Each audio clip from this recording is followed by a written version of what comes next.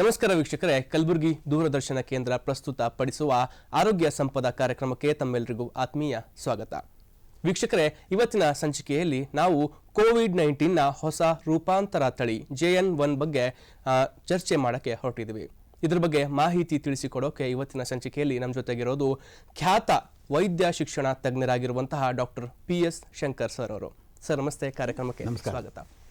Sir, ಎಲ್ಲೆಡೆ ಇವಾಗ ಕೋವಿಡ್ನಿಂದ ಮುಕ್ತಿ ಸಿಕ್ತು ಅಂತ ಅಂದ್ಕೊಳ್ಳುವಷ್ಟರಲ್ಲೇ ಇವಾಗ JN.1 ಅನ್ನುವಂತಹ ಹೊಸ ರೂಪಾಂತರ ತಳಿ ಎಲ್ಲೆಡೆ ಆವರಿಸಿಕೊಂಡು ಜನ ಭಯಭೀತರಾಗುವಂತಹ ಒಂದು ಪರಿಸ್ಥಿತಿ ದಿನದಿಂದ ದಿನಕ್ಕೆ ನಿರ್ಮಾಣವಾಗ್ತಾ ಹೋಗ್ತಿದೆ. ಈ JN.1 ಹುಟ್ಕೊಂಡಿರೋದು ಹೇಗೆ? ಇದಕ್ಕಿಂತ ಮುಂಚೆ ಬಂದಿರುವಂತಹ ತಳಿಗೂ ಇದಕ್ಕೂ ಯಾವ ರೀತಿಯ ಒಂದು ಸಂಬಂಧವಿದೆ ಮತ್ತು ಇದು ಎಷ್ಟು ಹಾನಿಕಾರಕ ಸರ್? ಇದರ ಬಗ್ಗೆ ಜನ ಭಯಭೀತರಾಗ್ತಕ್ಕಂಥದ್ದು ಅವಶ್ಯಕತೆ ಇಲ್ಲ, ಎಚ್ಚರ ಇದ್ರೆ ಸಾಕು ಅವರು ಓಕೆ ಸರ್. ಈ ರೋಗದ ಬಗ್ಗೆ. ಯಾಕೆಂದರೆ ಈ ಏನು ಕೊರೋನಾ ವೈರಸ್ ಅಂತ, ಕೊರೋನಾ ಅಂದರೆ ಕ್ರೌನ್ ಕಿರೀಟ ಆ ಮಾದರಿ ಇರ್ತಕ್ಕಂಥ ಈ ವೈರಸ್ಸು, RNA ವೈರಸ್ಸು, ಇದು ಈ ಕೊರೋನಾ ನಮಗೇನು ಬಂತು 2020ರಲ್ಲಿ ನಮ್ಮ ದೇಶದಲ್ಲಿ ಬಂತು, ಮಾರ್ಚ್ ತಿಂಗಳಲ್ಲಿ. ಅಲ್ಲೇ ಕಲಬುರಗಿಯಲ್ಲೇ ಮೊದಲನೇ ಸಾವು ಸಂಭವಿಸಿದ ಕಾರಣದಿಂದ. ಈ ರೋಗ ಆಗಿನಕ್ಕಿಂತ ಮುಂಚೆನೇ 20 ವರ್ಷದಿಂದ ಜಗತ್ತಿನಲ್ಲಿ ಕಂಡಿತ್ತು. 2002-3ರಲ್ಲಿ ಈ ಸಾರ್ಸ್ ವೈರಸ್, ಆ ಸಾರ್ಸ್ನಿಂದಲೇ ಇವತ್ತು ಕೋವಿಡ್ ಹೆಸರು ಬಂದಿದೆ. ಆ SARS virus severe acute respiratory syndrome, ತೀವ್ರತರವಾದ ಕೂರಾದ ಶ್ವಾಸಕೋಶಕ್ಕೆ ಸಂಬಂಧಪಟ್ಟ ಲಕ್ಷಣ ಕೂಟ ಅಂತ. ಅದು ಚೀನಾದಲ್ಲೇ ಕಾಣ್ತು. ಅವಾಗ ಅನೇಕರಿಗೆ ಅದ್ರಲ್ಲಿ ತೀರ್ ಹೋದರು ಅದರಲ್ಲಿ ಆಗಿನ ಕಾಲಕ್ಕೆ. ಅದಾದ 10 ವರ್ಷದ ಮೇಲೆ 2012ರಲ್ಲಿ ಮೆರ್ಸ್ ಅಂತ, ಮಿಡ್ಲ್ ಈಸ್ಟ್ ರೆಸ್ಪಿರೇಟರಿ ಸಿಂಡ್ರೋಮ್, ಅದು ಮಧ್ಯಪ್ರಾಚ್ಯದಲ್ಲಿ ಒಂಟೆಗಳ ಮೂಲಕ ರೋಗ ಬರ್ತಕ್ಕಂಥದ್ದು ಅಂತಂದು ಆಗಿನ ಕಾಲಕ್ಕೂ ಬಂತು. ಅಂದರೆ ಕೊರೋನಾ ವೈರಸ್ಸು ಆಗಲೇ ಕಂಡಿತದ್ದು ಜಗತ್ತಿನಲ್ಲಿ. ಮುಂದೆ 2019ರಲ್ಲಿ ಅದು ಕೊನೆಯ ದಿವಸ, ಆ ಜಗತ್ತು ಹೊಸ ವರ್ಷ ಬರಬೇಕು, ಡಿಸೆಂಬರ್ 31ನೇ ತಾರೀಕು ಈ ಒಂದು ಕೋವಿಡ್-19 ಅನ್ನೋ ಕಾರಣ, ಅದೇ ಕಾರಣ 2019ರಲ್ಲಿ ಕಂಡಿದ್ದು. ಆದರೆ ಅದು ವರ್ಷದ ಕೊನೆ ದಿನ ಆಗಿತ್ತು. ಆದರೆ ನಮ್ಮ ದೇಶಕ್ಕೆ ಬಂದಿದ್ದು ಜನವರಿ-ಫೆಬ್ರವರಿನಲ್ಲಿ 2020ರಲ್ಲಿ. ಈ ರೋಗ ಆ ಕಾಲದಿಂದಲೂ ಬರ್ತಾ ಇದೆ. ಆಗ ನಾವೆಲ್ಲರೂ ಈ ರೋಗ ಬಂದಾಗ ನಮ್ಮ ಜನಕ್ಕೆ, ವೈದ್ಯರಿಗೆ ಈ ರೋಗದ ಚಿಕಿತ್ಸೆ ಹೇಗೆ ಮಾಡಬೇಕು ಅನ್ನೋದೇ ಗೊತ್ತಿರಲಿಲ್ಲ. ಯಾಕಂದರೆ ಇದು ಜಗತ್ತಿನಲ್ಲೊಂದು ಸ್ಫೋಟದ ಮಾದರಿಯಲ್ಲಿ ಕಂಡು ಬಂತು. ಇಂಥ ರೋಗ ಹಿಂದೂ ಕೇಳಿರಲಿಲ್ಲ, ಮುಂದೂ ಕೇಳಿಲ್ಲ. ಈಗ ನಾವೆಲ್ಲ ಅಂತಿರ್ತೀವಿ 1918ರಲ್ಲಿ ಇನ್ಫ್ಲೂಯೆನ್ಸಾ ವೈರಸ್, ಫ್ಲೂ ಎಪಿಡೆಮಿಕ್ಕು ಜಗತ್ತಿನಲ್ಲಿ ಖಂಡಾಂತರವಾಗಿ ವ್ಯಾಪಿಸ್ತು. ಆ ಒಂದು ರೋಗವನ್ನು ಹೋಲ್ತಕ್ಕಂಥದ್ದು ಈ ಫ್ಲೂ, ಅದಕ್ಕಿಂತ ಹೆಚ್ಚು. ಆದರೆ ನೀವು ಇಮ್ಯಾಜಿನ್ ಮಾಡಿರಿ, 1918ರಲ್ಲಿ ಜಗತ್ತು ಇಷ್ಟೊಂದು ವೈಜ್ಞಾನಿಕವಾಗಿ ಮುಂದುವರೆದಿರಲಿಲ್ಲ. ಒಂದು ಶತಮಾನದ ನಂತರ ಈ ರೋಗ ಬಂತು. ಅಷ್ಟೊತ್ತಿಗೆ ನಾವು ವೈಜ್ಞಾನಿಕವಾಗಿ, ತಾಂತ್ರಿಕವಾಗಿ ಬಹಳ ಮುಂದುವರೆದಿದ್ವಿ. ಆದ್ರೂ ಈ ಒಂದು ರೋಗ ನಾವು ಎದುರಿಸೋದು ಬಹಳ ಕಷ್ಟಪಟ್ವಿ. ತಮಗೆಲ್ಲ ಗೊತ್ತಿದೆ, ಊರು ಬಾಗಿಲು ಹಾಕಬೇಕಾಯ್ತು, ಜನಗಳ ಸಂಚಾರ ನಿಂತು ಹೋಯಿತು, ಜನ ಒಬ್ರೊಬ್ರು ನೋಡ್ದಂಗಾಯಿತು, ಮನೆ ಬಾಗಿಲುಗಳೆಲ್ಲ ಬಂದಾಯಿತು, ಜನ ರಸ್ತೆಯಲ್ಲಿ ಓಡಾಡಲಿಲ್ಲ. ಈ ಥರ ಒಂದು ಭಯಾನಕ ವಾತಾವರಣ ಇತ್ತು. ಆದರೆ ಈಗೇನು 2020, 2021, 2023ರಲ್ಲಿ ನಾವು ಈ ರೋಗದ ಬಗ್ಗೆ ಹೆಚ್ಚು ಮಾಹಿತಿ ಪಡೆದುಕೊಂಡಿದ್ದೀವಿ. ಈಗ ಮೊದಲಿನಷ್ಟು ಭಯ ನಮಗಿಲ್ಲ. ಯಾಕಂದರೆ ಈ ರೋಗದ ಕಾರಣ ಏನು ಅನ್ನೋದು ಗೊತ್ತಾಯಿತು. ಈ ರೋಗದ ಮ್ಯಾನಿಫೆಸ್ಟೇಷನ್, ಗುಣಲಕ್ಷಣಗಳು ಯಾವ ರೀತಿ ಇರ್ತವೆ, ಸೌಮ್ಯ ಸ್ವರೂಪ ಇದ್ದಾಗ, ಸಾಧಾರಣ ತೀವ್ರತೆ ಇದ್ದಾಗ, ತೀವ್ರ ಸ್ವರೂಪ ಪಡೆದಾಗ ಯಾವ ರೀತಿ ಬದಲಾವಣೆ ಇರುತ್ತೆ, ಯಾವ ರೀತಿ ಜನ ಇದಕ್ಕೆ ಸಾಯ್ತಾ ಇದ್ದಾರೆ. ಯಾಕೆಂದರೆ ಈ ರೋಗ ಕೇವಲ ಶ್ವಾಸಕೋಶಕ್ಕೆ ಮಾತ್ರ ಸಂಬಂಧ ಇಲ್ಲ, ಇಡೀ ದೇಹದ ಬೇರೆ ಬೇರೆ ವ್ಯವಸ್ಥೆಗಳು, ಅದರಲ್ಲೂ ರಕ್ತನಾಳಗಳು, ಅದರಲ್ಲಿ ರಕ್ತ ಹೆಪ್ಪುಗಟ್ಟುತ್ತೆ. ಇದರಿಂದ ವ್ಯಕ್ತಿ ರೋಗ ಹೊಂತಾನೆ, ರೋಗದ ತೀವ್ರತೆ ಜಾಸ್ತಿ ಆಗುತ್ತೆ. ಮೆದುಳಿಗೂ ಇದನ್ನು ಆಕ್ರಮಣ ಮಾಡುವುದು, ಹುಟ್ಟತಕ್ಕಂಥ ಮಗುವಿನ ಮೇಲೂ ಆಕ್ರಮಣ ಮಾಡುವುದು, ಹೀಗೆ ದೇಹದ ಎಲ್ಲ ವ್ಯವಸ್ಥೆಗಳ ಮೇಲೆ ಈ ರೋಗ ತನ್ನ ಪ್ರಭಾವ ಬೀರ್ತಾಯಿತ್ತು. ಹಾಗಾಗಿ ಈ ರೋಗದ ಬಗ್ಗೆ ನಮ್ಮ ತಿಳುವಳಿಕೆ ಜಾಸ್ತಿ ಆದಮೇಲೆ ಇದರ ಚಿಕಿತ್ಸೆ ಮಾಡ್ತಕ್ಕಂಥ ವಿಧಾನಗಳು, ಹೊಸ ಔಷಧಗಳು ಮತ್ತು ಇದರ ಕಾರಣ ಗೊತ್ತಾದ ಮೇಲೆ ಅದಕ್ಕೊಂದು ವ್ಯಾಕ್ಸಿನ್ ಸಹಿತ ಗೊತ್ತಾಯಿತು. ವ್ಯಾಕ್ಸಿನ್ ತಗೊಂಡ ಮೇಲೆ ಇದು ರೋಗದ ಬಗ್ಗೆ ಹೆದರಿಕೆ ಜನಗಳಲ್ಲಿ ಕಡಿಮೆ ಆಯಿತು. ಓಕೆ, ಇವಾಗ ಕೋವಿಡ್ನಿಂದ ಹಲವು ಸಾವು ನೋವುಗಳನ್ನು ಜನ ಕಂಡಿದ್ದಾರೆ ಸರ್. ಇವಾಗ JN.1 ಅನ್ನೋ ಹೊಸ ವೇರಿಯಂಟ್ ಬಂದು ಇವಾಗ ಡೇ ಬೈ ಡೇ ಜಾಸ್ತಿ, ಅದರ ಸಂಖ್ಯೆಗಳು ಕೂಡ ಜಾಸ್ತಿ ಆಗ್ತಿದೆ. ಇದರಿಂದ ಭಯ ಪಡ್ತಿರುವಂತಹ ಜನತೆಗೆ ನೀವೇನು ಹೇಳ್ತೀರಾ ಸರ್? ಇದು ಅದರಷ್ಟೇ ಇದು ಕೂಡ ಶಕ್ತಿಶಾಲಿಯಾಗಿದೆ? ಹೇಳ್ತೀನಿ. ಯಾಕಂದ್ರೆ ಭಯ ಪಡೋದು ಕಾರಣ ಇಲ್ಲ, ನಾನು ಮೊದಲೇ ಹೇಳ್ಬಿಟ್ಟಿದ್ದೀನಿ. ಇದ್ರ ಬಗ್ಗೆ ಭಯ ಪಡಬೇಡ್ರಿ, ಆದರೆ ಎಚ್ಚರಿಕೆ ಇರಲಿ ಅಂತಂದು ಅಷ್ಟೇ ಹೇಳ್ತಕ್ಕಂಥದ್ದು ಹೊರತು ಇನ್ನೇನಿಲ್ಲ. ಈ ಒಂದು ಕೋವಿಡ್ ವೈರಸ್ ಮೊದಲು ಬಂದಾಗ ಯಾವುದೇ ವೈರಸ್ಸು, ಕೋವಿಡ್ ಒಂದೇ ಅಲ್ಲ, ಯಾವುದೇ ವೈರಸ್ಸು ತನ್ನ ಮೂಲ ರೂಪ ಬದಲಾವಣೆ ಮಾಡ್ಕೊಳ್ತಾ ಹೋಗ್ತಕ್ಕಂಥ, ಇದು ಮ್ಯೂಟೇಷನ್ ಅಂತಂದು ಬದಲಾವಣೆಗಳನ್ನು ಮಾಡ್ಕೊಳ್ತಾ ಹೋಗ್ತದೆ. ಈಗ ಉದಾಹರಣೆಗೆ ನಾವೇ ನಮ್ಮ ಮನೆಯೊಳಗೆ ಮೊದಲು ಒಂಥರ ವ್ಯವಸ್ಥೆಗೆ ಹೊಂದ್ಕೊಂಡಿರ್ತೀವಿ, ಆಮೇಲೆ ಒಂದು ಸ್ವಲ್ಪ ದಿವಸ ಆದಮೇಲೆ ಇಲ್ಲೆಲ್ಲ ಬೇಡ, ನಮ್ಮ ಟೇಬಲ್ ಬದಲಾವಣೆ ಮಾಡಬೇಕು, ನಮ್ಮ ಡೈನಿಂಗ್ ಹಾಲ್ ಬದಲಿ ಮಾಡಬೇಕು ಅಂತ ಹೇಳುತ್ತೆ. ಅದೇ ರೀತಿ ವೈರಸ್ಗಳು ತಮ್ಮ ರೂಪಾಂತರ ಮ್ಯೂಟೇಷನ್ ಹೊಂತವೆ. ಈ ಒಂದು ವೈರಸ್ಸು ಕೋವಿಡ್ ಬಂದಾಗಲೇ 2020ರಲ್ಲಿ ಏನು ಬಂತು, ಅದೇ ವರ್ಷವೇ ಹೊಸ ತಳಿಗಳು ಬಂತು. ಅವನ್ನ ಆಲ್ಫಾ, ಬೀಟಾ, ಗ್ಯಾಮಾ, ಡೆಲ್ಟಾ ಅಂತ ಈ ಶಬ್ದಾವಳಿಯಲ್ಲಿ ಅದು ಕೊಟ್ಟಿದ್ದಾರೆ. ಈಗ ಅದು ಆದಮೇಲೆ ಒಂದು ಒಮಿಕ್ರಾನ್ ಅಂತ, ಅದು 15ನೇ ಲೆಟ್ರು ಇದರಲ್ಲಿ, ಆ 15 ಒಮಿಕ್ರಾನ್ ಬಂತು. ಈ ಆಲ್ಫಾ ಇದು ಮೊದಲು ಕಂಡಿದ್ದು ದಕ್ಷಿಣ ಇಂಗ್ಲೆಂಡ್ನಲ್ಲಿ. ಇಂಗ್ಲೆಂಡ್ನಲ್ಲಿ ಕಂಡು ಇದು ಹೊಸ ರೂಪಾಂತರಗಳಲ್ಲಿ ವ್ಯತ್ಯಾಸ ಮೊದಲಿಂದಕ್ಕೂ ಇದಕ್ಕೂ ಅಂದರೆ, ಈಗ ಬಂದಿರತಕ್ಕಂಥವನು ತಮ್ಮ ರೋಗ ಜಾಸ್ತಿ ಇಲ್ಲ, ಸೀರಿಯಸ್ನೆಸ್ ಇಲ್ಲ, ಆದರೆ ಹರಡಿಕೆ ಭಾಳ ಜಾಸ್ತಿ, ವೇಗವಾಗಿ ಅವ ಹರಡ್ತವೆ. ರೋಗ ಹಿಂದೆ ಹೊಂದಿದ್ದವ್ರ ಮೇಲೂ ಆಕ್ರಮಣ ಮಾಡ್ತವೆ, ವ್ಯಾಕ್ಸಿನ್ ತಗೊಂಡವ್ರ ಮೇಲೂ ಆಕ್ರಮಣ ಮಾಡ್ತವೆ. ಆದರೆ ಅವು ತೋರಿಸ್ತಕ್ಕಂಥ ಗುಣಲಕ್ಷಣಗಳು ಮೊದಲಷ್ಟು ತೀವ್ರವಾಗಿರೋದಿಲ್ಲ ಅಂತ ಈ ಒಂದು ಇಂಗ್ಲೆಂಡ್ನಲ್ಲಿ ಕಂಡ ಮೇಲೆ, ಆ ನಂತರ ಮತ್ತೊಂದು ದಕ್ಷಿಣ ಆಫ್ರಿಕಾದಲ್ಲಿ ಆಲ್ಫಾ ಆದಮೇಲೆ ಬೀಟಾ ಅಂತ ಅದಕ್ಕೆ ಹೆಸರು ಕೊಟ್ಟರು. ಅಲ್ಲಿ ಜೊಹಾನಿಸ್ಬರ್ಗ್ನಲ್ಲಿ ಇಂಥ ಒಂದು ರೋಗ ಅಲ್ಲಿ ಕಂಡ್ತು. ಮತ್ತು ಅದು ಬೇರೆ ದೇಹದ ಬೇರೆ ಬೇರೆ ಕಾಲದ ಹರಡೋಯ್ತು. ಆ ನಂತರ ಗ್ಯಾಮಾ ಇದು ಅಮೇರಿಕದಲ್ಲಿ ಬ್ರೆಜಿಲ್ನಿಂದ ಬಂದಿರತಕ್ಕಂಥ ಜನ ಈ ರೋಗ ಅಲ್ಲಿಗೆ ತಂದರು, ಆ ಒಂದು ಗ್ಯಾಮಾ ಬಂತು. ಮುಂದೆ ಡೆಲ್ಟಾ, ಇದು ನಮ್ಮ ದೇಶದಲ್ಲೇ ಕಾಣ್ತು, 2020ರಲ್ಲಿ ನಮ್ಮ ದೇಶದಲ್ಲೇ ಕಂಡು ಮುಂದೆ ಅದಕ್ಕೊಂದು ಡೆಲ್ಟಾ ಅಂತ ಹೆಸರು ಕೊಟ್ಟು, ಕೆಲವು ಕಡೆ ಅದು ಇನ್ನೂ ತೀವ್ರವಾಗಿದೆ ಅಂತ ಡೆಲ್ಟಾ ಪ್ಲಸ್ ಅಂತಲೂ ಹೆಸರು ಕೊಟ್ಟರು. ನಮ್ಮ ದೇಶದ ಬೇರೆ ಬೇರೆ ಭಾಗದಲ್ಲಿ ಇದು ಹರಡ್ತು. ಇವೆಲ್ಲವೂ ಒಂದೇ ಅಣ್ಣ ತಮ್ಮಗಳಿದ್ದಾಗೆ. ಇವುಗಳು ಗುಣಲಕ್ಷಣ ಅಂದರೆ ಇವು ವೇಗವಾಗಿ ಹರಡುತ್ತವೆ, ವೆರಿ ರ್ಯಾಪಿಡ್ ಸ್ಪ್ರೆಡ್. ಆನಂತರ ತೋರಿಸ್ತಕ್ಕಂಥ ಲಕ್ಷಣಗಳು ಅಷ್ಟೊಂದು ತೀವ್ರವಾಗಿರೋದಿಲ್ಲ. ಯಾಕೆ ಇದರ ಕಾರಣ ಯಾಕೆ ಅಷ್ಟು ಮೊದಲು ತೀವ್ರವಾಗಿಲ್ಲ ಅಂದರೆ, ಈ ಒಂದು ರೋಗ ಬಂದ ಮೇಲೆ ಜನರಲ್ ಹರ್ಡ್ ಇಮ್ಯುನಿಟಿ ಅಂತಂದು, ಯಾಕಂದರೆ ಜನಗಳು ಪದೇ ಈ ವೈರಸ್ನ ಪ್ರಭಾವಕ್ಕೆ ಈಡಾಗ್ತಾ ಇರ್ತಾರೆ. ಹೀಗಾಗಿ ಅವರ ದೇಹದಲ್ಲಿ ಪ್ರತಿರೋಧ ಶಕ್ತಿನೂ ಬೆಳವಣಿಗೆ ಆಗಿರುತ್ತೆ. ಅಲ್ಲದೇ ನಾವು ವ್ಯಾಕ್ಸಿನ್ನ ಸಾಮಾನ್ಯವಾಗಿ ಇಡೀ ಭಾರತದಲ್ಲಿ ಮುಕ್ಕಾಲ್ವಾಸಿ ಜನ ಈ ವ್ಯಾಕ್ಸಿನ್ ತಗೊಂಡಿದ್ದಾರೆ. ಹೀಗಾಗಿ ಅವ್ರಲ್ಲೂ ಒಂದು ರೆಸಿಸ್ಟೆನ್ಸ್ ಪವರ್ ಬೆಳ್ಕೊಂಡಿದೆ. ಹೀಗಾಗಿ ಮೊದಲಿನ ತೀವ್ರತೆಯಿಂದ ರೋಗ ಪ್ರಕಟ ಆಗೋದಿಲ್ಲ. ರೋಗ ಬರ್ಬೋದು, ಆದರೆ ಮೊದಲಿನಷ್ಟು ತೀವ್ರತೆ ಇರೋದಿಲ್ಲ. ಆನಂತರ ಈ ಡೆಲ್ಟಾ ಆದಮೇಲೆ ಅದರ ಉಪತಳಿ ಇನ್ನೊಂದು ಬಂತು, ಒಮಿಕ್ರಾನ್ ಅಂತಂದು. ಹೌದು ಸರ್. ಒಮಿಕ್ರಾನ್ ಅಂತಂದು ಬಂದ ಮೇಲೆ ಮತ್ತೆ ಅದರಿಂದ ಉಪತಳಿ ಮತ್ತೆ ಅಂದ್ಕೊಂಡು ಒಂದು ಪಿರೋಲಾ ವೈರಸ್ ಅಂತ ಬಂತು, ಅದರಿಂದ ಬಂದಿರತಕ್ಕಂಥದ್ದು. ಅದರದ್ದು ಅದಕ್ಕೆ ಸಂಬಂಧಪಟ್ಟಿದ್ದ ವೈರಸ್ ಇದು. ಈ ವೈರಸ್ಗಳು ಬಂದ ಮೇಲೆ ಈಗ JN1 ಅಂತ ಇದು ಹೊಸದಾಗಿ ಬಂದಿದೆ. ಸರ್, ಇವಾಗ ಭಾರತ ದೇಶದಲ್ಲಿ JN1 ಕೇಸ್ಗಳು ದಿನೇ ದಿನೇ ಹೆಚ್ಚಾಗ್ತಿರೋದು ಪತ್ರಿಕೆಗಳಲ್ಲಿ, ಮಾಧ್ಯಮಗಳಲ್ಲಿ ನೋಡಿ ಭಯ ಪಡುವಂತಹ ಜನರಿಗೆ ನೀವೇನೇ ಹೇಳ್ತೀರಾ? ಈಗ JN1 ವೈರಸ್ಸು ಇದು ನಮ್ಮ ದೇಶದಲ್ಲಿ ಕಾಲಿರಿಸಿದ್ದು ಕೇರಳದ ಮೂಲಕ ಕಾಲಿರಿಸ್ತು. ಹೌದು ಸರ್. ಕೇರಳದ ಮೂಲಕ ಕಾಲಿರಿಸಿದ ಈ ಒಂದು ರೋಗ ಇವತ್ತು ಕೇರಳ, ಕರ್ನಾಟಕ, ಗೋವಾ, ಮಹಾರಾಷ್ಟ್ರ, ತೆಲಂಗಾಣ, ರಾಜಸ್ಥಾನ್, ಹರಿಯಾಣ, ದಿಲ್ಲಿ ಇಲ್ಲೆಲ್ಲ ಈಗ ಹರಡಿದೆ. ಅದರಲ್ಲೂ ವಿಶೇಷವಾಗಿ ಇದು ಮೊದಲು ಕೇರಳದಲ್ಲೇ ಜಾಸ್ತಿ ಸಂಖ್ಯೆ. ಇವತ್ತು ನಾವು ಕರ್ನಾಟಕದಲ್ಲಿ ಅದನ್ನು ಓವರ್ಟೇಕ್ ಮಾಡಿದ್ವಿ. ಕರ್ನಾಟಕದಲ್ಲಿ ಇದು ಸಂಖ್ಯೆ ಜಾಸ್ತಿ ಆಗಿದೆ. ಹಂಗಂದಾಕ್ಷಣ ನಾವೆಲ್ಲರೂ ಭಯಭೀತಗೊಳ್ತಕ್ಕಂಥ ಕಾರಣ ಇಲ್ಲ. ಈ ರೋಗ ಇಷ್ಟು ವ್ಯಾಪಕವಾಗಿ ಹರಡಿದೆ ನಿಜ. ವ್ಯಾಪಕವಾಗಿ ಹರಡಿದ್ರೂ ಸಹಿತ ಅದರ ರೋಗ ಲಕ್ಷಣಗಳು ಭಾಳ ಕಡಿಮೆ. ಆನಂತರ ಅವು ಈ ಒಂದು ಹಿಂದೆ ನಾವು ಯಾರು ವ್ಯಾಕ್ಸಿನ್ ತಗೊಂಡಿದ್ದ ಪ್ರತಿರೋಧ ಶಕ್ತಿ ಬೆಳೆಸ್ಕೊಂಡಿದ್ವಲ್ಲ, ಅದನ್ನ ಓವರ್ಟೇಕ್ ಮಾಡಿ ಅದನ್ನು ರೋಗ ಉಂಟು ಮಾಡ್ಬೋದು.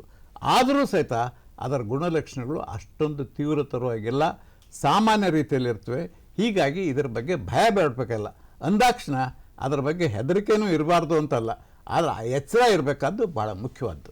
ಸೊ ಇವಾಗ ಭಯ ಪಡ್ತಿರುವಂತಹ ಜನರಿಗೆ ಭಯ ಪಡುವಂತಹ ಅವಶ್ಯಕತೆ ಇಲ್ಲ ಅನ್ನುವಂಥದ್ದನ್ನ ತುಂಬ ಕ್ಲಿಯರಾಗಿ ಹೇಳಿದ್ರಿ. ಸೊ ಇವಾಗ ನಾವು JN1 ಇಂದ ದೂರ ಇರಬೇಕು, ನಾವು ಆರೋಗ್ಯವಾಗಿರಬೇಕು. ಹಾಗಾದರೆ ಈ JN1ನ ಲಕ್ಷಣಗಳೇನು, ಮತ್ತು ಇದರ ಮುನ್ನೆಚ್ಚರಿಕೆ ಕ್ರಮಗಳು ಯಾವ್ಯಾವು ಮತ್ತು ಯಾವ ರೀತಿ ನಾವು ಅನುಸರಿಸಬೇಕು ಸರ್? ಯಾಕೆಂದ್ರೆ ಸಾಮಾನ್ಯವಾಗಿ ನಮಗೆಲ್ಲರಿಗೂ ಗೊತ್ತಿದೆ, ಕೆಮ್ಮು, ನೆಗಡಿ, ಮೂಗು ಸರೋದು ಗೊತ್ತಿದೆ, ಇನ್ಫ್ಲುಯೆನ್ಸಾ, ಫ್ಲೂ ಬರ್ತದೆ, ಈ ಒಂದು JN1 ವೈರಸ್ ರೋಗ ಬರ್ತದೆ. ಇವೆಲ್ಲ ರೋಗಗಳಲ್ಲೂ ಲಕ್ಷಣಗಳು ಒಂದೇ ಥರ ಇದ್ದಾವೆ. ಕೆಮ್ಮು, ನೆಗಡಿ, ಮೂಗು ಸೋರೋದು, ಗಂಟ್ಲು ಕಟ್ಟೋದು, ಮೈಕೈ ನೋವು, ತಲೆನೋವು, ಬೇದಿ ಇವೆಲ್ಲವೂ ಸಾಮಾನ್ಯವಾಗಿ ಬರ್ತದೆ. ಇದ್ರ ಜೊತೆಯಲ್ಲೇ ವಾಸನೆ ಕಳ್ಕೊಳ್ತದ್ದು, ರುಚಿ ಕಳ್ಕೊಳ್ತದ್ದು, ಇವು ಬರ್ತವೆ. ಆನಂತರ ಉಬ್ಬಸ, ಇವೆಲ್ಲ ಇವು ಒಂದೊಂದು ರೋಗದಲ್ಲೂ ಒಂದೊಂದು ರೀತಿಯಲ್ಲಿ ಇರ್ತವೆ. ಸಾಮಾನ್ಯವಾಗಿ ಕಾಮನ್ ಕೋಲ್ಡ್ ಇವೆಲ್ಲ ಒಂದೇ ಥರದ ಲಕ್ಷಣಗಳಿರ್ತವೆ. ಇದನ್ನ ಹಾಗೇನೆ ಕಾಮನ್ ಮ್ಯಾನ್ ಯಾರು ಗೊತ್ತು ಮಾಡಲಿಕ್ಕೆ ಆಗೋದಿಲ್ಲ. ಇದು ಪರೀಕ್ಷೆ ಮಾಡಿದ ಮೇಲೇ ಗೊತ್ತಾಗಲ್ಲ. ಅದಕ್ಕಾಗಿಯೇ ಈ ಟೆಸ್ಟ್ಗಳನ್ನ ಮಾಡಬೇಕು ಅಂತ ಆಗಿಂದಾಗೆ ಸರ್ಕಾರ ಮಾಹಿತಿ ಕೊಡ್ತದೆ, ಟೆಸ್ಟ್ಗಳು ಮಾಡ್ತಕ್ಕಂಥ ಸಂಖ್ಯೆ ಜಾಸ್ತಿ ಮಾಡಿರಿ ಅಂತಂದು. ಈ ಕಾಮನ್ ಕೋಲ್ಡ್ನಲ್ಲೇನು ಗಂಟ್ಲು ನೋವು ಇರುತ್ತೆ, ಮೂಗು ಸರುತ್ತೆ, ಸೀನ್ ಬರ್ತವೆ, ಇವು ಸಾಮಾನ್ಯವಾಗಿ ಎಲ್ಲರೂ ಗೊತ್ತಿರ್ತಕ್ಕಂಥದ್ದೇ. ಈ ಒಂದು ಇನ್ಫ್ಲುಯೆನ್ಸಾ ಇದು ಎಲ್ಲದೂ ಫ್ಲೂ ಅಂತ ಸಾಮಾನ್ಯವಾಗಿ ಕೆಮ್ಮು ನೆಗಡಿ ಬಂತು ಅಂದರೆ ಜನ ಏನಾಗ್ಯದಪ್ಪ ನನಗೆ ಫ್ಲೂ ಆಗಿದೆ ಅಂತಂತಾರೆ. ಫ್ಲೂ ಅಂದ್ರೇನು? ಅದರಲ್ಲೂ ಮೈಕೈ ನೋವು ಇರುತ್ತೆ, ಕೆಮ್ಮಿರುತ್ತೆ, ಮೂಗು ಸರುತ್ತೆ, ಕಫ ಬರುತ್ತೆ, ಉಬ್ಬಸ ಬರುತ್ತೆ, ತಲೆನೋವು, ಮೈಕೈ ನೋವು ಇವೆಲ್ಲ ಇರುತ್ತವೆ. ಅಂದರೆ ಹಾಸಿಗೆ ಹಿಡಿತಾರೆ ನಾವು. ಇವತ್ತು JN1 ಸಹಿತ ಇವೇ ಲಕ್ಷಣಗಳಿರ್ತವೆ, ಇವೇ ಲಕ್ಷಣಗಳು ಇವೇ ಕಾಣ್ತವೆ. ಹಾಗಾದರೆ ಇವನ್ನ ಕ್ಲಿನಿಕಲ್ ಆಗಿ ಈಗ ವೈದ್ಯನಾಗಿ ಇವನು ಮೂರನ್ನು ವ್ಯತ್ಯಾಸ ಮಾಡೋಕ್ಕಾಗತ್ತಾ? ಲಕ್ಷಣಗಳು ಯಾವ್ಯಾವರಲ್ಲಿ ಜಾಸ್ತಿ ಆಗಿರ್ತವೆ ಅನ್ನೋದ್ರ ಮೇಲೆ ಸಸ್ಪೆಕ್ಟ್ ಮಾಡ್ಬೋದು. ಈಗ ಉದಾಹರಣೆಗೆ ಉಸಿರಾಟದ ತೊಂದರೆ ಈ JN1 ಜಾಸ್ತಿ ಇರುತ್ತೆ, ಫ್ಲೂನಲ್ಲಿ ಅಷ್ಟೊಂದು ಉಸಿರಾಟ ತೊಂದರೆ ಇರೋದಿಲ್ಲ, ಅಥವಾ ಮೂಗು ಸೋರ್ದ ಇದರಲ್ಲಿ ಕಾಮನ್ ಕೋಲ್ಡ್ನಲ್ಲೂ ಇರೋದಿಲ್ಲ. ಇಂಥ ಲಕ್ಷಣಗಳಿದ್ದರೆ ಇದು ಇರಬಹುದು ಅಂತ. ಹಾಗಾಗಿ ಇಂಥ ರೋಗಗಳು ಇದಕ್ಕೆಲ್ಲ ಒಂದು ಮದ್ದು ಏನಂದರೆ, ಎಲ್ಲರೂ ಯಾರೇ ಆಗಲಿ ಈ ಥರದ ಲಕ್ಷಣಗಳು ಬಂದರೆ ಅವರು ತಮ್ಮ ಮನೆಗಳಲ್ಲಿ ಇರ್ತಕ್ಕಂಥದ್ದು ಬಹಳ ಮೇಲು. ಇದರಿಂದ ಅವರು ರೋಗವನ್ನು ಇತರರಿಗೆ ಹಬ್ಬಿಸೋದಿಲ್ಲ. ಅವ್ರು ತಮ್ಮ ಮನೆಯಲ್ಲಿದ್ದರೆ, ಮನೆಯಲ್ಲೇ ಇದ್ದರೂ ಸಹಿತ ಬೇರೆಯಾಗಿ ಒಂದು ಕೋಣೆಯಲ್ಲಿ ಅವರೇ ಸಪ್ರೇಟ್ ಆಗಿದ್ದರೆ ಆ ರೋಗದ ಲಕ್ಷಣಗಳು ಕಡಿಮೆ ಆಗೋವರೆಗೂ ಅವರು ಬೇರ್ಪಟ್ಟಿರ್ತಕ್ಕಂಥದ್ದು ಭಾಳ ಮುಖ್ಯ. ಅದಕ್ಕೆ ಸೋಷಿಯಲ್ ಐಸೋಲೇಷನ್ ಅಥವಾ ಕ್ವಾರಂಟೈನ್ ಅಂತ ಶಬ್ದ ನಾವು ಅಂತಿದ್ವಲ್ಲ. ಗುಲ್ಬರ್ಗಾದಲ್ಲಿ ಕ್ವಾರಂಟೈನ್ ಹನುಮಾನ್ ದೇವಸ್ಥಾನ ಇದೆಲ್ಲ, ಕ್ವಾರಂಟೈನ್ ಇದೇ ಇದರಿಂದ ಬಂದಿರತಕ್ಕಂಥದ್ದು, ಕ್ವಾರಂಟಿ ಆಗಿದೆ ಅದು. ಈ ಕ್ವಾರಂಟೈನ್ ಸೆಲ್ಫ್ ಕ್ವಾರಂಟೈನ್ ಮಾಡಿದರೆ ಈ ರೋಗ ಬೇರೆಯವ್ರಿಗೆ ಹರಡೋದಿಲ್ಲ ಮತ್ತು ಅದು ರೋಗದ ತೀವ್ರತೆ ಬೇಗ ಕಡಿಮೆ ಆಗುತ್ತೆ ಅಂತ ಅದನ್ನ ಹೇಳ್ಬೋದು. ಇದನ್ನ ನಾವು ಆಸ್ಪತ್ರೆಗೆ ಭೇಟಿ ಕೊಟ್ಟರೆ ಆಸ್ಪತ್ರೆಯಲ್ಲಿ ಇದನ್ನು ಟೆಸ್ಟ್ ಮಾಡೋಕ್ಕೆ ಮತ್ತು ಇದಕ್ಕೆ ಯಾವ ರೀತಿಯಾಗಿರುವಂತಹ ಚಿಕಿತ್ಸೆ ನಮಗೆ ದೊರಕುತ್ತೆ ಸರ್? ಈಗ ನಾವು ಗೊತ್ತಾಗಿದೆ. ಈಗ ಕೋವಿಡ್ ಬಂದಾಗ ಏನು ಆವಾಗ ರ್ಯಾಪಿಡ್ ಆ್ಯಂಟಿಜೆನ್ ಟೆಸ್ಟ್ ಅಂತಂದು ಇದು ಉಂಟು ಮಾಡ್ತಕ್ಕಂಥ ವೈರಸ್ ಏನಿದೆ ಅದನ್ನು ಗುರ್ತು ಮಾಡ್ಕೊಳ್ಳೋಕ್ಕೆ ಒಂದು. ಇನ್ನೊಂದು RT-PCR ಟೆಸ್ಟ್, ಇವು ರಿವರ್ಸ್ ಟ್ರಾನ್ಸ್ಕ್ರಿಪ್ಟೇಸ್ ಇದನ್ನು ಟೆಸ್ಟನ್ನು ಮಾಡ್ತಾರೆ, ಇದನ್ನು ಕನ್ಫರ್ಮ್ ಮಾಡ್ತಕ್ಕಂಥದ್ದು. ಆದರೆ ಇವೆರಡೇ ಟೆಸ್ಟ್ಗಳಿಂದ ನಾವಿದು J1 ಅಂತ ಹೇಳೋಕ್ಕಾಗೋದಿಲ್ಲ. ಅದಕ್ಕಾಗಿ ಬೇರೆ ಮತ್ತೆ ಟೆಸ್ಟ್ ಮಾಡಬೇಕಾಗತ್ತೆ. ಅದರ ತಳಿ ಯಾವುದು, ಅದರದ್ದು ಯಾವ ಕುಟುಂಬಕ್ಕೆ ಸೇರಿರ್ತಕ್ಕಂಥದ್ದು, ಇದನ್ನು ಜೆನೆಟಿಕ್ ಟೆಸ್ಟಿಂಗ್ ಮಾಡಬೇಕಾಗತ್ತೆ. ಸಾಮಾನ್ಯ ಮಾಡ್ತಕ್ಕಂಥದ್ರಲ್ಲಿ ಬರೀ ಇದು ಕೋವಿಡ್ ಲಕ್ಷಣಗಳಿರ್ತಕ್ಕಂಥ ವ್ಯಕ್ತಿ ಇದು ಕೋವಿಡ್ನಿಂದ ಬಂದಿರತಕ್ಕಂಥ ರೋಗ ಅಂತ ಅಷ್ಟೇ ಹೇಳ್ಬೋದೇ ಹೊರತು ಇದು ಜೆನೆಟಿಕ್ ಟೆಸ್ಟ್ ಮಾಡಿದ ಮೇಲೇ J1 ಇದು ಇದರಿಂದ ಬಂದಿದೆ ಅಂತ, ಯಾವರಿಂದ ಬಂದಿದೆ ಅಂತ. ಯಾಕೆ ತಳಿ ಆದಮೇಲೆ ಉಪತಳಿ, ಹೀಗೆ ಒಂದು ಕುಟುಂಬ ಆದಮೇಲೆ ಜನ ಆದಮೇಲೆ ಮತ್ತು ಅವ್ರ ಸಂಬಂಧಿಕರು ಹೀಗೆ ಇದು ಆ ರೇಂಜ್ನಲ್ಲಿ ಬರ್ತದೆ. ಇದು ರೋಗ ಬಂದಿರತಕ್ಕಂಥವನ್ನು ದವಾಖಾನೆಗೇನು ಅಡ್ಮಿಟ್ ಆಗಬೇಕಾಗಿಲ್ಲ.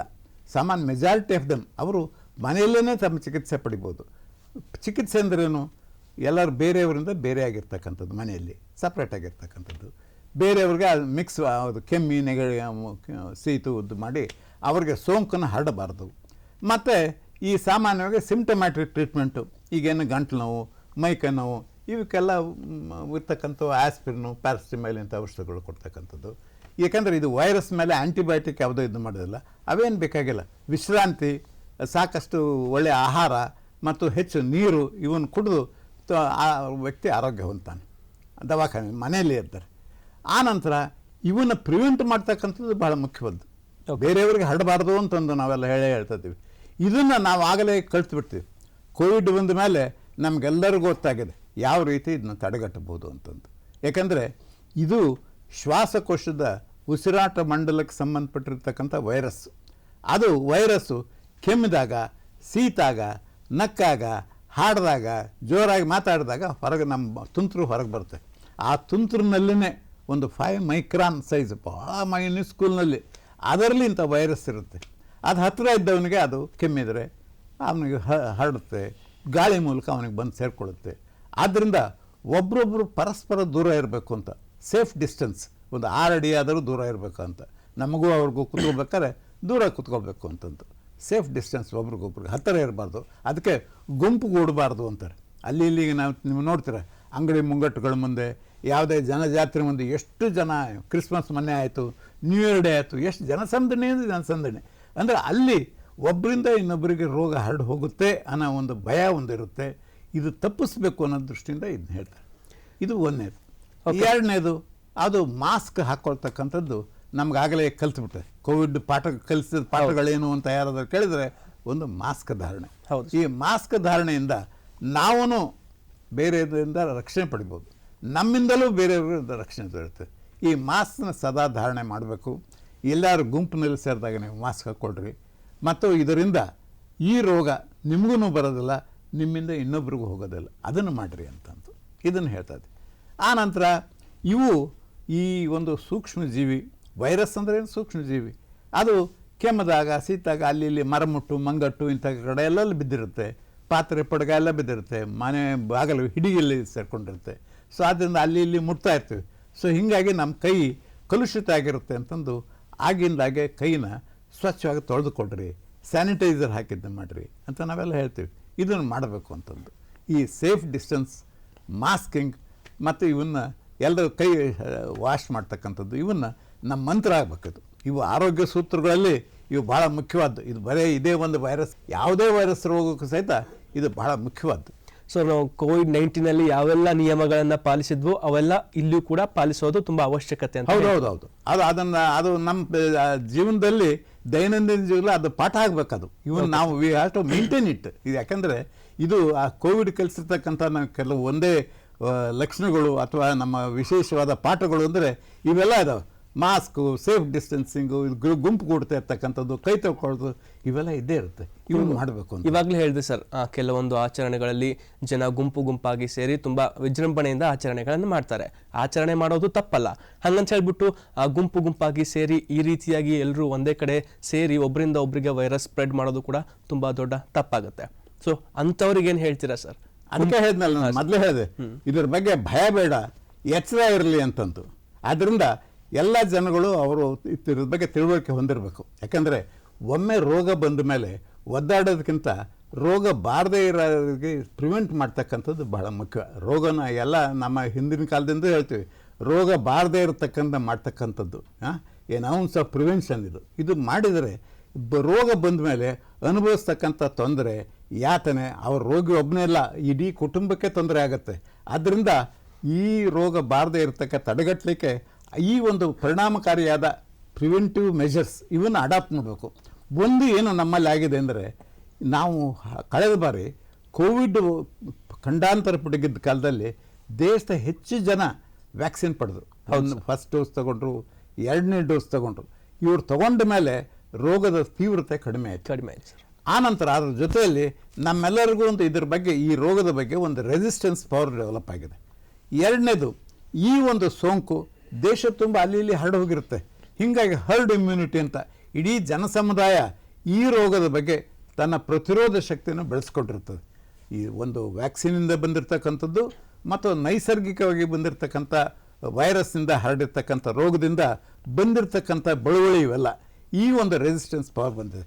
ಹೀಗಾಗಿ ಈ ಒಂದು J1 ಇರಲಿ, ಓಮಿಕ್ರಾನ್ ಇರಲಿ, ಆಲ್ಫಾ ಇರಲಿ, ಬೀಟಾ ಇರಲಿ, ಡೆಲ್ಟಾ ಇರಲಿ, ಗ್ಯಾಮಾ ಇರಲಿ, ಯಾವುದೇ ವೈರಸ್ ಬಂದರೂ ಸಹಿತ ಅದನ್ನು ಎದುರಿಸ್ತಕ್ಕಂಥ ಸಾಮರ್ಥ್ಯ ನಮ್ಮೆಲ್ಲರಿಗೂ ಬಂದಿದೆ, ಬಳುವಳಿಗೆ ಬಂದಿದೆ. ಹಾಗಂತ ನಾವು ಇದ್ರ ಬಗ್ಗೆ ಎಚ್ಚರ ವಹಿಸಬಾರ್ದು ಅಂತ ಇಲ್ಲ.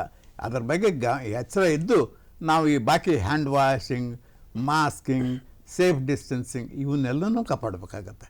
ಕಾಪಾಡಿದರೆ ಯಾವುದೇ ಈ ರೋಗದ ಬಗ್ಗೆ ಏನು ಭಯ ಬೇಕಾಗಿಲ್ಲ. ಯಾಕಂದರೆ ಮುಂದೆ ಈ ಕೋವಿಡ್ ಏನಿದೆಯಲ್ಲ, ಇದು ನಮ್ಮ ದೇಶ ಬಿಟ್ಟು ಕೋವಿಡ್ ಹೋಗಿರ್ಬೋದು, ಆದರೆ ಕೊರೋನಾ ವೈರಸ್ ಇದೆಯಲ್ಲ ಅದು ಏನು ಹೋಗೋದಿಲ್ಲ. ಕೋವಿಡ್ ಹೋದರೂ ಸಹಿತ ಕೊರೋನಾ ವೈರಸ್ ನಮ್ಮ ಜೊತೆಯಲ್ಲಿ ನಮ್ಮ ಜೀವನದ ಭಾಗವಾಗಿ ಪರಿಣಮಿಸಿದೆ.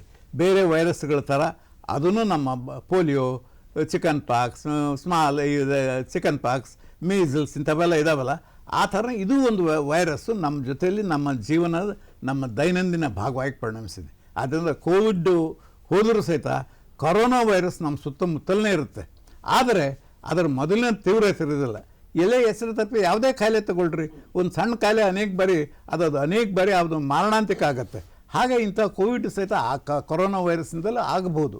ಅವು ಎಕ್ಸೆಪ್ಷನ್. ಹಂಗಂದಾಕ್ಷಣ ನಾವು ಇದ್ರ ಬಗ್ಗೆ ಭಯಭೀತರಾಗಬೇಕು ಅಂತಲ್ಲ, ಅದ್ರ ಬಗ್ಗೆ ಎಚ್ಚರ ಇದ್ದರೆ ಸಾಕು.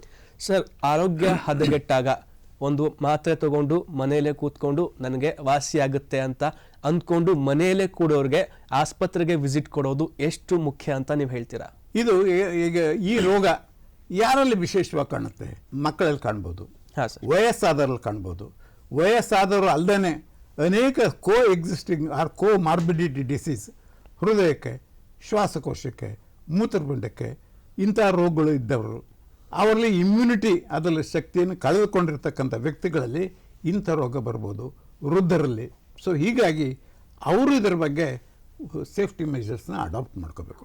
ಸಕ್ಕರೆ ಕಾಯಿಲೆ ಇರ್ತಕ್ಕಂಥದ್ದು ಸುಲಭವಾಗಿ ಇಂಥ ರೋಗ ಹರಡುತ್ತೆ. ಆದ್ದರಿಂದ ಇವರು ಈ ರೋಗದ ಬಗ್ಗೆ ವಿಶೇಷ ಗಮನ ಕೊಟ್ಟು ಕಾಳಜಿ ವಹಿಸಿ ಅದರಿಂದ ರಕ್ಷಣೆ ಪಡೀತಕ್ಕಂಥ ಮಾರ್ಗದರ್ಶಕ. ಆಗಲೇ ಹೇಳಿದ್ದೀನಿ, ನಮ್ಮ ದೇಶದಲ್ಲಿ ಹೆಚ್ಚಾಗಿ ನಾವೆಲ್ಲರೂ ವ್ಯಾಕ್ಸಿನ್ ತೊಗೊಂಡಿದ್ದಾರೆ. ಅನೇಕರು ವ್ಯಾಕ್ಸಿನ್ ತೊಗೊಂಡಿದ್ದರೆ ನಾವೆಲ್ಲ ಆರಾಮಾಗಿದ್ದೀವಿ ಅಂತ ತಿಳ್ಕೊಬೇಕಾಗಿಲ್ಲ. ಆದರೂ ಈ ಒಂದು ರೋಗ ವೈರಸ್ಸು ಬರ್ಬೋದು. ಅದಕ್ಕಾಗಿ ಬಂದಾಗ ಅವನು ಮನೆಯಲ್ಲೇ ಇರಬೇಕು ಅಂತ ಹೇಳಿದೆ. ಏಕೆಂದರೆ ಎಲ್ಲ ರೋಗಗಳಲ್ಲಿ ಅದಕ್ಕೇನು ಹೆಚ್ಚಿನ ವಿಶೇಷವಾದ ಚಿಕಿತ್ಸೆ ಏನು ಬೇಕಾಗೋದಲ್ಲ. ಸೆಲ್ಫ್ ಐಸೋಲೇಷನ್ಗಿದ್ದು ಕೆಲವೊಂದು ಅವು ಸಿಂಪ್ಟಮ್ಯಾಟಿಕ್ ಯಾವ ಬರುತ್ತೆ ಅವಕ್ಕಷ್ಟು ಮಾತ್ರ ತಗೊಂಡು ವೈದ್ಯರ ಸಲಹೆ ಪಡಿಬೋದು. ಈಗ ಯಾಕೆಂದರೆ ಟೆಲಿಫೋನ್ ಮೂಲಕನೂ ವೈದ್ಯರ ಸಲಹೆ ಪಡಿಬೋದು. ಹೌದು. ನಾವು ಅವರು ವೈದ್ಯರನ್ನ ಸಲಹೆ ಪಡೆದು ಮನೆಯಲ್ಲಿದ್ದು ಬೇರೆಯವ್ರಿಗೆ ಹರಡ್ದಂಗೆ ನಾವು ಮನೆಯಲ್ಲೇ ಹೋಮ್ ಐಸೋಲೇಷನ್ ಆಗಿದ್ದರೆ ಇದ್ರ ಬಗ್ಗೆ ಏನು ಹೆದರಿಕೆ ಇಲ್ಲ, ಏನು ಹಂಚಬೇಕಾಗಿಲ್ಲ. ಓಕೆ ಸರ್, ಹೊಸ ರೂಪಾಂತರಿ ಬಂತು, ಮತ್ತೆ ಏನಾದರೂ ಹೊಸ ವ್ಯಾಕ್ಸಿನ್ ಏನಾದರೂ ಬರುತ್ತಾ, ನಾವೇನಾದರೂ ಮತ್ತೆ ವ್ಯಾಕ್ಸಿನ್ ತಗೋಬೇಕಾ ಅನ್ನುವಂತಹ ಪ್ರಶ್ನೆಗೆ ಏನು ಉತ್ತರ ಕೊಡಿ? ಇಲ್ಲ, ರೂಪಾಂತರಿಗಳಿಗೆಲ್ಲನೂ ಒಂದು ವ್ಯಾಕ್ಸಿನ್ ಮಾಡೋ ಕಾರಣ ಅವಶ್ಯಕತೆ ಇಲ್ಲ. ಯಾಕಂದ್ರೆ ಮೂಲ ವೈರಸ್ ವಿರುದ್ಧ ನಾವು ಈಗಾಗಲೇ ಒಂದು ತಯಾರು ಮಾಡಿದ್ವಿ. ಇವೆಲ್ಲ ಅದೇ ಕುಟುಂಬಕ್ಕೆ ಸೇರ್ತಕ್ಕಂಥವು, ಅದೇ ಕುಟುಂಬದ ತಳಿಗಳು, ಉಪತಳಿಗಳು. ಆದ್ದರಿಂದ ಅವಕ್ಕೆಲ್ಲದಕ್ಕೂ ಒಂದೊಂದು ಹೊಸ ವೈರಸ್ ಬಂದಾಗ ಅದಕ್ಕೆ ಮತ್ತೊಂದು ವ್ಯಾಕ್ಸಿನ್ ತಯಾರು ಮಾಡೋ ಅವಶ್ಯಕತೆ ಇಲ್ಲ. ಮೊದಲೇನು ನಾವು ಮಾಡಿದ್ವಿ ಅವನ್ನು ಪಡೆದುಕೊಂಡ್ರೆ ಸಾಕು. ಅದರಿಂದ ರಕ್ಷಣೆ ಬೆಳವಣಿಗೆ ಹೊಂದದು ನಮ್ಮಲ್ಲಿ. ಆದ್ದರಿಂದ ಹೊಸ ವೈರಸ್ ಬಂದಾಗ ಅದಕ್ಕೊಂದು ಹೊಸ ಒಂದು ವ್ಯಾಕ್ಸಿನ್ ಮಾಡಬೇಕು ಅಂದರೆ ಅದು ದೊಡ್ಡ ಖರ್ಚಿನ ಬಾಬತ್ತು, ಅದು ಸಾಧುವಲ್ಲ. ಅದು ನಾವು ಮೊದಲೇನು ತೊಗೊಂಡಿದ್ವಿ ಅದನ್ನೇ ಈಗೇನು ಪ್ರಶ್ನೆ ಒಂದೊಂದು ಸಾರಿ ಕೇಳ್ತಾ ಇರ್ತಾರೆ. ಈ ದೇಶದಲ್ಲಿ 3ನೇ ಬಾರಿ ಮತ್ತೊಂದು ವ್ಯಾಕ್ಸಿನ್ ಕೊಡಬೇಕಾಗಿದೆ, ಹಳೆ ನಾವೇನು ತೊಗೊಂಡಿದ್ವಿ ಕೋವಿಡ್ ವ್ಯಾಕ್ಸಿನ್ ಅಂತ ಅಂದಾರೆ.